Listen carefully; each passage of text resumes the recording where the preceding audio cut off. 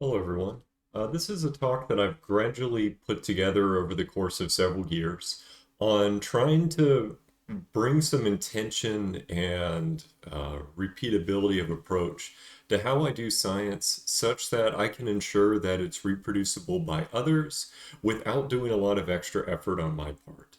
So instead of explaining the importance of reproducibility in abstract terms, let's talk about it first by using one of my papers from my PhD. In fact, this is one of my most cited papers where we, among other things, developed some machine learning approaches and illustrated that you could use them to improve the performance of machine learning models or take those models and use them to find new materials, perhaps for solar cells.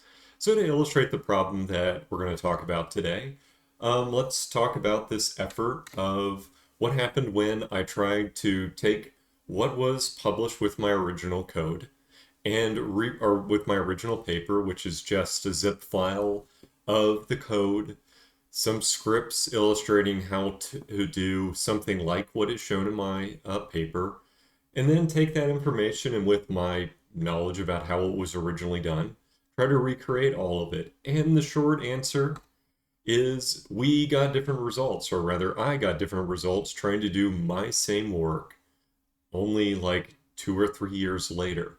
And in this case, the changes weren't anything that I thought rose to the extent of retraction. The reported results for this model performance improvement ended up being better on reproduction than I originally found. The strategy we used increased 8 times the performance instead of 5. And the specific materials that I found for the solar cells are different, but have some similar traits. Chlorides and fluorides were some of those high performing materials, which is the same both with or without looking at the original paper or my new one. So all of these sounded like things that, while they're perhaps acceptable and okay within standard scientific practice, weren't where I wanted to be as a scientist. I wanted to make it such that there would be no doubt on being able to look at a figure and then walk backwards to figure out how I got there. And this 2016 paper is not there. And this notion that computational science should be reproducible but isn't is not something that is purely something Logan Ward thinks about. There's some really wonderful quotes from decades ago talking about this exact same problem, that if you just publish a paper, you're not really indicating how to do that work. You're merely advertising that it can be done and you did it.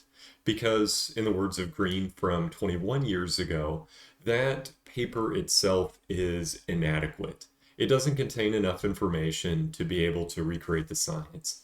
Even if you took the paper that I wrote in 2016 and used in that example and had code along with it, that isn't even reproducible. So we've got a little bit of a problem here, that science, which is built on the idea that multiple people can start from the same place, a paper that was published, and work out from there, isn't happening if we can't reproduce the work.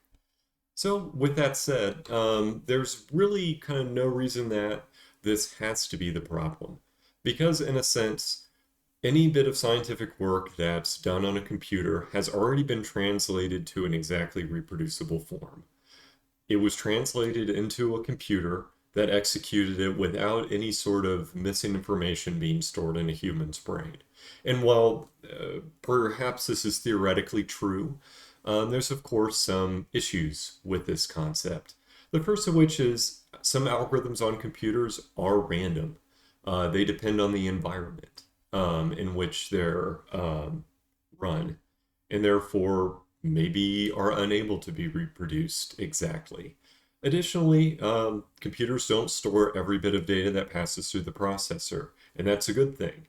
But this means that at the end of the day, after you run a computation, you still have a job as a computational scientist to ensure that what you did was recorded in a way that you could run it again on the computer, and ideally you could explain why you did that, such that it is reproducible by another human and they can easily pick up where you left off. And this is something that takes diligence. I remember as a graduate student, we had a Nobel Prize winner, Schuckman, from, I forgot when he got his Nobel Prize, but we can pin down exactly when the research that eventually awarded him that prize occurred because he recorded it so well in his lab notebook. You can see this question here tenfold. And that was a real kind of curiosity for him because if you're not a material scientist, the short version is that tenfold symmetry in crystalline solid materials is not supposed to be possible, that it's disallowed. Yet he was able to find it in a material which led to the discovery of quasi-crystals, which shaped our understanding of what solids can be. And while this is the sort of gold standard of practice, this is not something that's easy to do on a computer. Computers, they can be as messy as you want, and none of your office mates will know about it unless they glance over your shoulder and see this on your desktop. It's not like a laboratory, where if your laboratory looked like this, it would be a safety issue. So, in order to be able to achieve this kind of reproducibility as a computational scientist, you need to work in a special way.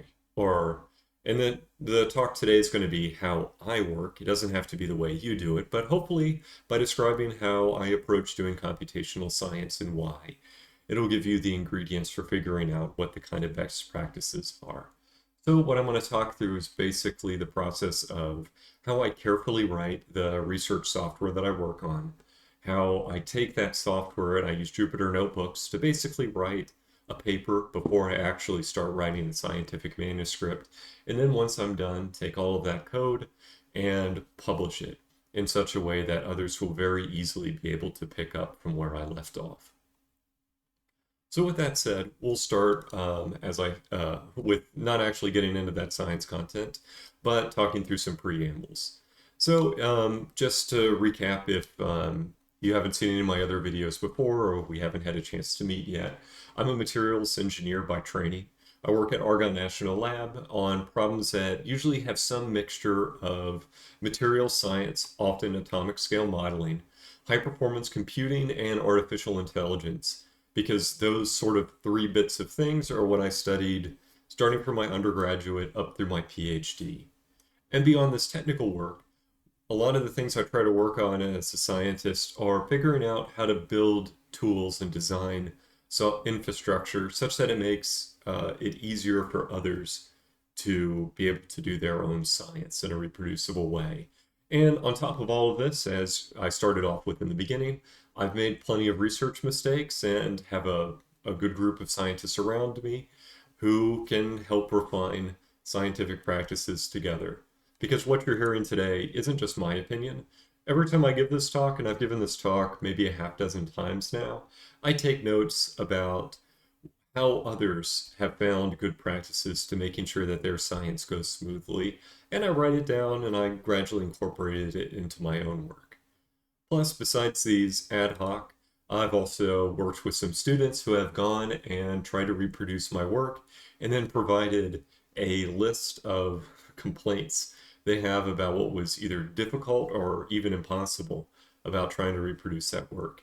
In fact, there's one paper we just published on it recently.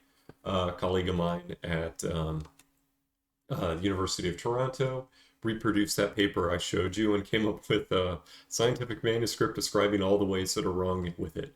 So, fascinating read. Big thanks to Daniel for making that happen. So with that said, we're done with the preamble now. Let's get into what is this kind of way I tend to do my science. And the first of which is I take a very diligent approach towards how I write the software that will eventually be used as part of a scientific practice. And that takes some intention and patience in order to do effectively. And the first, and we're going to use a cookie metaphor here, is that I start out before I do any actual work on a project, ensuring that I'm set up and ready to go. I take the project and I create its own clean workspace. Every time I do a kind of new bit of science, I go through and I prepare a folder that describes how to do that. So here's a project I worked on called Exaworks. Each time I started down a new direction or started working on a new bit of software, it got its own folder. And often for each of these, they get not just their own folder, but as I'll allude to later, their own Python environment to be able to ensure that I can do them in their own clean space. And I don't use the same environment that I had used previously to ensure that I start with the latest and greatest version of whatever software packages are out there. Often with tools in scientific computing, there will be large step changes. And while I don't necessarily want to go from perhaps Pydantic 1 to Pydantic 2 for one of my older projects, I will want to start from that new version in my latest one. So that's another reason motivating everything getting their own environment. And then as I think through how to approach that project, I make sure I look around and do that diligence to ensure that there isn't a library that's in that new field that I just didn't know about. And that can be something that can really kind of accelerate my process of performing the science and producing the quality software that would make it reproducible. So once I have that nice clean kitchen and everything set up properly, it's really a tedious, slow process of being able to build that software. Going to some complicated algorithm isn't something that one should start out with right away. Often the process in software engineering is to break that complicated algorithm down into a series of smaller projects that you can do thoroughly, you can document well, you can test, such that as you build up to that more complicated workflow, you can be mostly sure that it works. You're never going to be perfectly sure that software is bug-free, but by building it up in small bits that you can understand well, then you can get to a point where you've got enough confidence to trust in the work. And another way of skipping this process of being able to build incrementally and carefully is relying on the fact that a lot of complicated scientific algorithms are implemented by others and have gone through a series of rigor with dozens, if not hundreds of people or thousands using them and ensuring that any of those bugs would have gotten ferreted out. So if you're building a numerical algorithm, it's probably standing in Python. It's probably standing on top of NumPy, which is exquisitely tested, or SciPy, or some of its derivative libraries. And the farther you start down this chain on being able to use, the faster you'll be able to produce your own software. And because you're relying on things that are tested by others, you can do it with more confidence in your own work. Other things I like to do as a developer is make sure that I've got a good testing framework around that can help me catch bugs. Even if I'm doing something for a personal project, I ensure that I write all of that documentation and use an IDE such that it can flag potential issues, like this variable here being not necessarily a timestamp, that I can then do format standardization and spell check just to make sure that that code is nice and clean and easy for somebody else to start editing. So with all that said, the other thing that's really important once you're good with working with software is ensure that you go out there and work with others. As you saw in the series of logos that I had on my About Me slide, I've had the opportunity to work with a lot of different projects and pick up little things from each of them. The snapshot here is from some work I did over the kind of last year or so to add a new feature to the atomic simulation environment. And along the way, I get to work with new people who teach me new things. This here example is something I picked up from Adam Jackson, who I've never met. I actually don't know where in the world he is, but he identified some Python syntax that I've been using a lot more often that simplifies things. Also got some great ideas on how to structure software by just seeing it through another person's eyes. So really what I encourage is you to go off and once you're confident with software and say you're using a library and find it needs a feature, go and work with someone to improve it rather than doing it on your own. That even if it takes longer, It ensures that you get that better quality and help you grow as a scientist. So with that said, that's a lot of bits on very high level how I tend to approach the software, but let's talk about specific fundamental steps on how I apply that to science. And the short and long answer to this is use Jupyter notebooks as if they were software or as if they were scientific manuscripts. If you haven't heard about Jupyter, the basic idea is Jupyter notebooks are mimic Mathematica, if you've used Mathematica, in that they allow you to interleave the software that you write along with documentation that explains what it does. And the idea is that these are often called documents in the sense that they mimic and have a lot of the features of scientific publications. They can allow your code to explain itself even if someone doesn't understand the Python.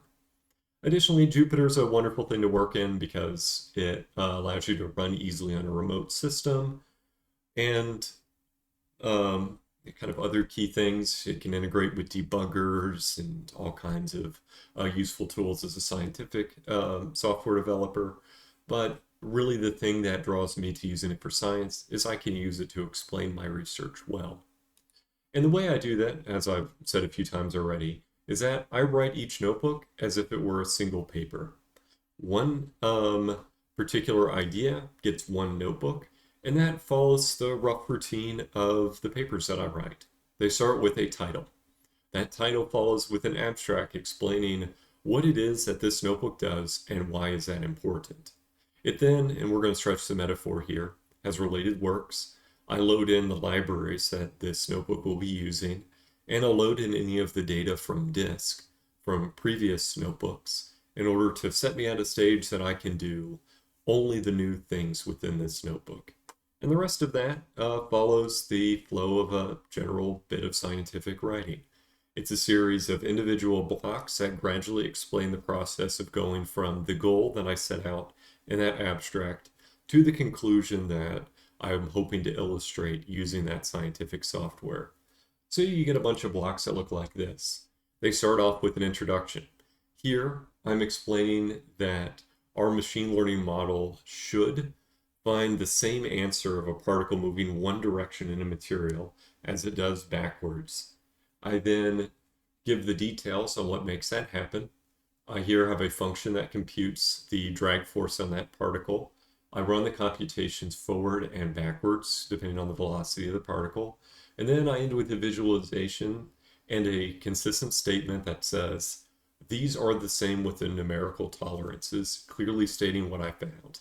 Now, even if you don't understand the software here, and in fact, this is a very old version of the parcel library that I was using when I took the snapshot, you should be able to hopefully understand this basic idea without having to go into the individual details. It should roughly stand on its own, yet provide enough hooks that someone could dive through and be able to understand it in greater detail. In this notebook, or this particular snapshot, is from a notebook that has a lot of these blocks. And we'll go to the GitHub page just to reinforce the point. Here is that notebook. It's a more recent copy. Some of the parcel syntax has simplified since I originally did this work. And it shows you, I want to make sure that my model is giving me the correct limiting behaviors by ensuring that asymmetry in a particle moving forward and backwards is something that's reasonable. And when my model gives a different answer, it should reflect that. So here I've got my related work. I load in those tools. Here is that block I showed you where I'm doing the simple task. I then build on it. I show a version where they are different. Then I go through a series of discussions on why this is the way it is. I provide some visualizations that show, well, the order, the events that each of these two trajectories, the forward and the backward along the same path, are the same, but they see them in different orders. And that is the root of what causes this discrepancy between going forward and backwards. So I can then go and explain using a couple different examples of how I can turn this symmetry on and off. which was enough to convince me that my machine learning model was working well enough that we should really go forward and trying to trust its later results. So this paper here was something I could send to my collaborator, and he could get an idea about what's going on with the machine learning model, understand what its limitations or advantages could be, yet he need not understand Python in order to be able to interact with the science. And that's really the goal here, to be able to use this notebook as a way of communicating with others. Now, creating these notebooks isn't necessarily something that's immediately easy. I don't like writing documentation after I've solved the problem. The problem has become less interesting when I know the answer. So I do that first before I actually write that Python code. And then Jupyter notebooks are great for debugging in that you can run snapshots of code out of order with each other. But that means that if you don't check that the notebook runs top to bottom, you can end up in a notebook that doesn't run from top to bottom when somebody else starts. So I periodically restart and run all to ensure that my notebook still has that linear top to bottom flow that it needs. Additionally, you can end up copying and pasting a lot of code between notebooks. I'll talk a little bit of that later. Additionally, you can have a Jupyter notebook that is just two cells. Cell 1, documentation. Cell 2, code. And that kind of defeats the purpose of being able to interleave them with each other, such that you can kind of tell a more incremental and understandable story where you give it to people in chunks. So try to keep them under 10 lines is my rule. Particularly, don't make a cell that is too big to fit on screen at one time. There are also a ton of other complaints about Jupyter notebooks and why they're bad. I really love this talk from, close on almost 6 years ago now, but it goes through a lot of other kind of problems in the ways that you can use a Jupyter notebook, and out of order execution is one of them.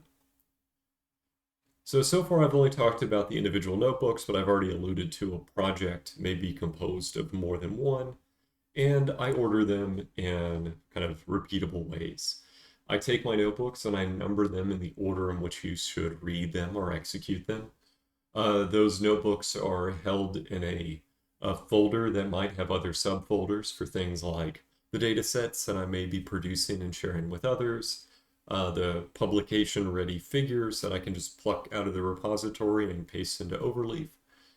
I also have subtasks held in folders, so perhaps after running a machine learning model and showing that it works at a single velocity, I may go forward and try to do some other analyses, like see if I can use that model to understand the manifold of potential environments that a radiation projectile propagates along. That's something that doesn't have anything to do with my original question, so I put it in a separate folder. And what this does is allows me to continue organizing my research such that it can grow from that initial seed of, well, does this one idea work?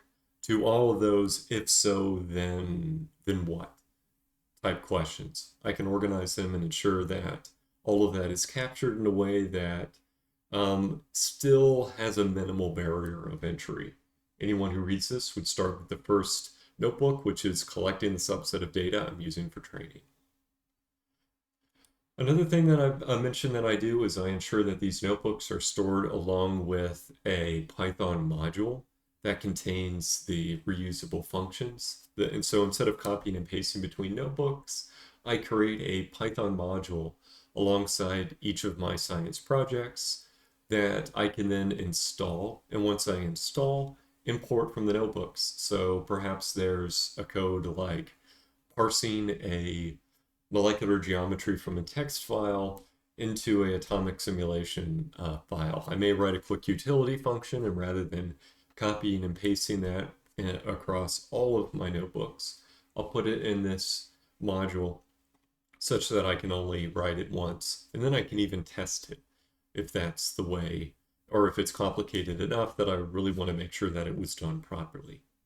Harken back to how taking a complex problem and breaking it down into small steps is the way to be able to have confidence that that end result is trustable. Another thing I'll do is intermix notebooks with command line scripts that allow me to run more complicated tasks and then evaluate them in a notebook later. So here is an example notebook that runs a certain experiment on a high performance computing system. So this isn't something that I'm going to run inside of a Jupyter notebook. I've written this command line application, which by the way, writing these is a super easy skill to pick up. Check out argparse. But once I create this command line tool, I can then run it.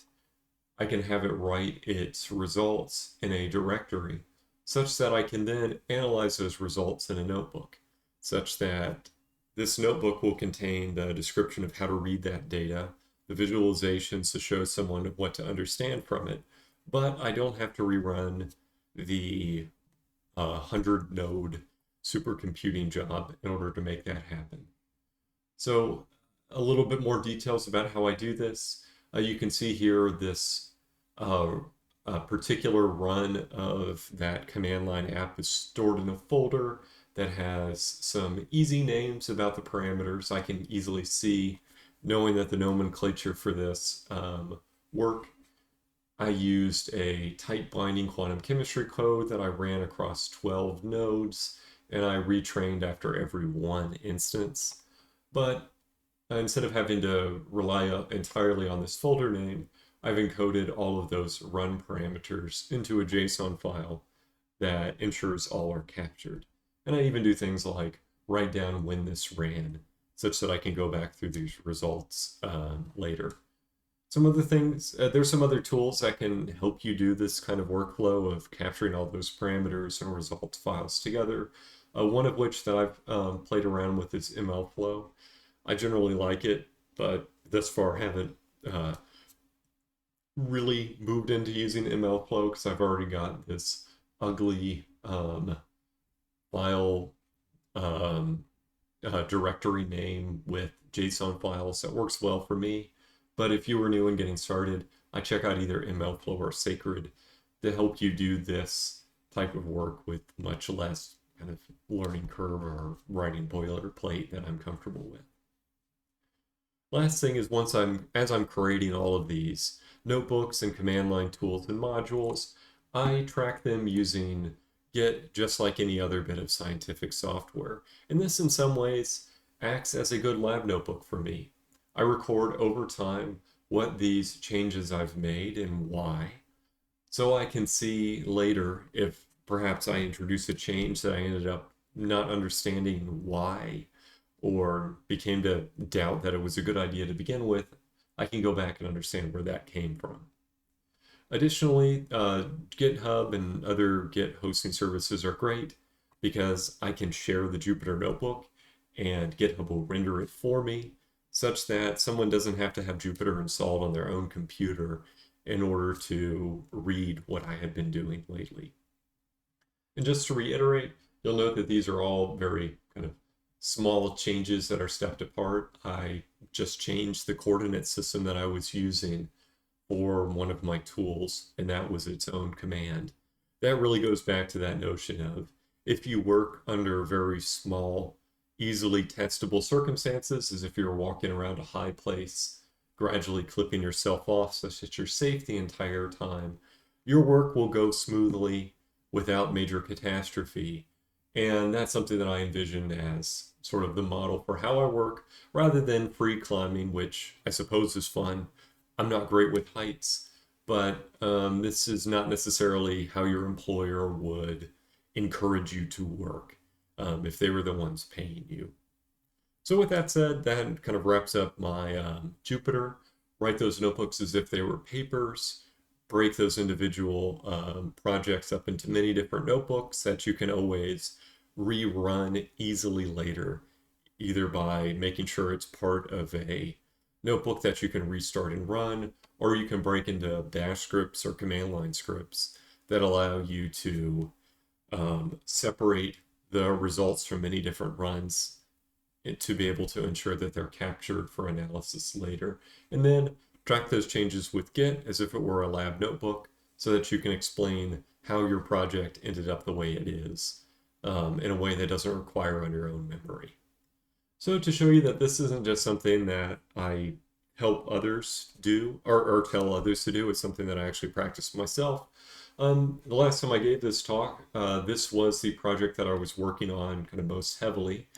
And I'll go and show you that to many degrees, I'm following these advice that I'm giving you. So here you can see this is a project that is still in its early stages on how we can accelerate computing the vibrational properties of molecules using machine learning. And if I go to my notebooks, well, first I'll start off before we get to notebooks. Here is my dependent library that has all of those utility functions that I'd use across multiple notebooks or in analysis methods. You can have things as simple as given a command line compatible definition for a quantum chemistry method that I'd run, like the name of the method and the basis set. Here is a function that returns a ASE calculator with those settings. And this is something that I can go and I can test to make sure that it is working the way that I expect it to. That when I ask for to run a B3lib calculation, I'm going to get Sci4 to run that for me. I can do this kind of checking because I'm writing this as if it were production software. Then all of my notebooks are organized. I've now started organizing my directories such that they have a degree of redundancy to them. If I go to one of these notebooks, you can see that I do start off with this title and abstract. I'm going to establish here in this notebook that changing my displacement step size or rotating my coordinate system shouldn't have an effect on the computed vibrational properties. Looks like I don't have the results printed out in this notebook. Oh, sorry, this is a different one. Oh yeah, this is showing what the effect of displacement step size is on the end result. I was not actually reading it and getting it mixed up with this notebook here, where I was showing that in fact the process of rotating the coordinate system doesn't have any effect on the output property. That's different than step size. Either way, hopefully the point you're drawing from this is that I do have the notebooks that I can go back and read, and hopefully without too much stuttering over it, be able to explain what's going on in my science to my collaborators without having to do any special work. This is just how I do my science nowadays, and it's hopefully reproducible from the start. So going back, oh yeah, sorry. I was making sure I was actually getting the proper screen recorded. You are seeing my GitHub at this point. But let's go back to the PowerPoint presentation. Here I wanted to show you that I've got my directories for all of my tools together. I've got my analysis notebooks. I've got my key functions in a library. I didn't show you this, but I have my computational environments all linked together such that someone else can get the same version of the software. And I don't have any of the runs up on, what's it called? On GitHub, but for this particular project, any of the runs of this software are stored in their own directories such that I can get back to them later and run the analysis after the fact with minimal problems. So going back to my checklist, yep, I showed you that we've got the installation configuration. I've got my directories of runs. I didn't show you the shell script, but I promise you it's there. And hopefully most of those other things that I just claimed that are things that I think are good ideas are indeed how I practice.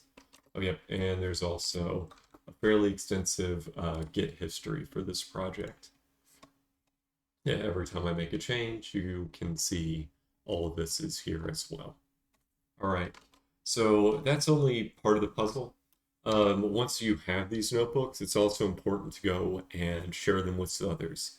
If you've organized your project in the way that I'm advocating, it's hopefully an easy process.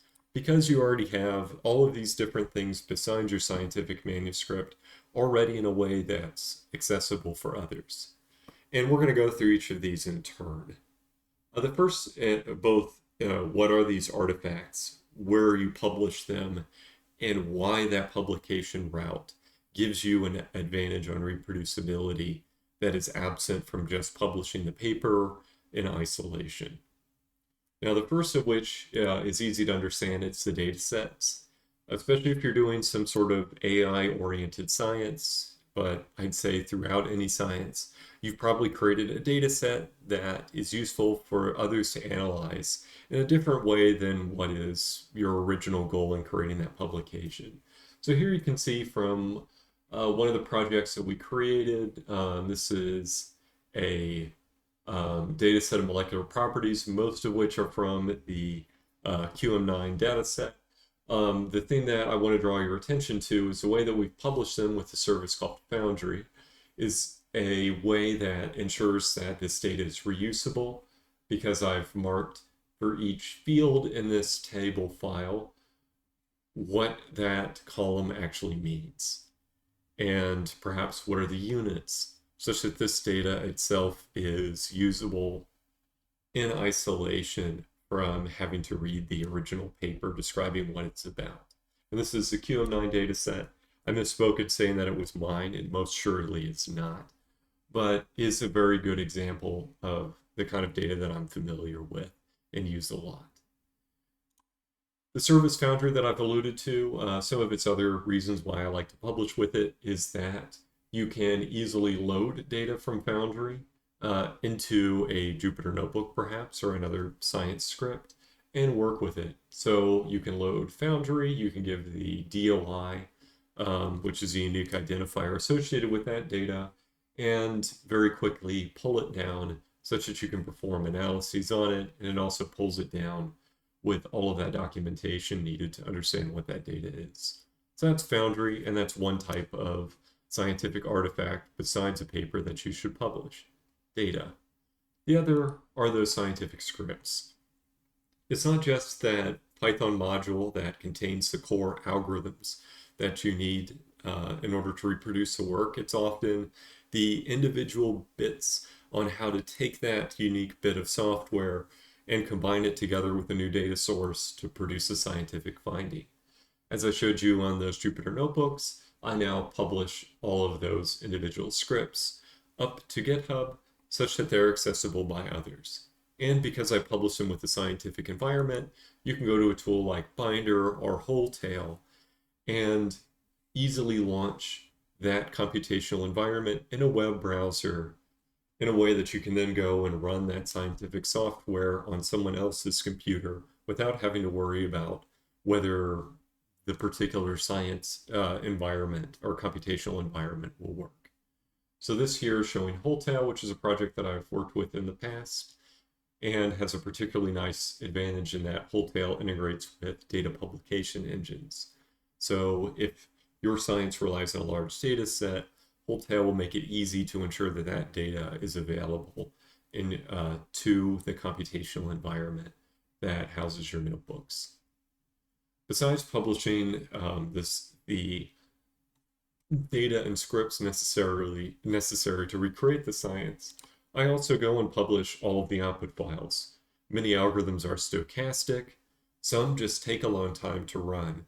So instead of relying on somebody needing to rerun my code to see the same outputs that I used in my paper, I just publish the output files with a publication environment like the Materials Data Facility, which I did mention in my PSA is one of the projects that I work with.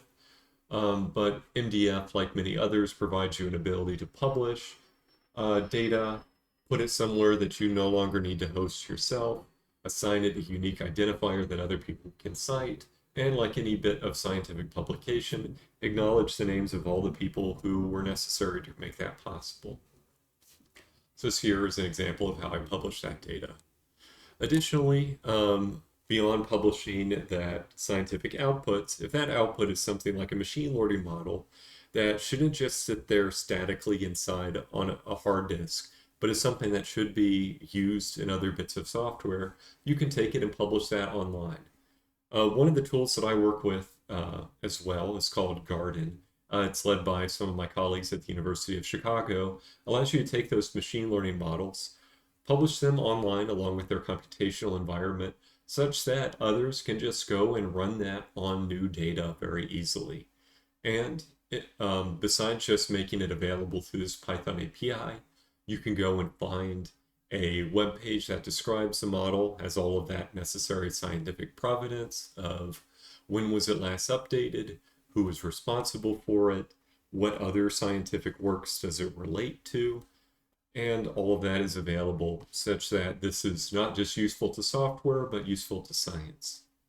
Just to give you a little bit more depth into Garden, Garden links to other model publication services like Hugging Face and allows you to publish those bits between that scientific model and the input data, such as how to pre-process that data to make it in a format that works for a machine learning model. Perhaps it's taking a file which describes a crystal structure, parsing it into a atomic simulation environment object that can be passed to your machine learning framework.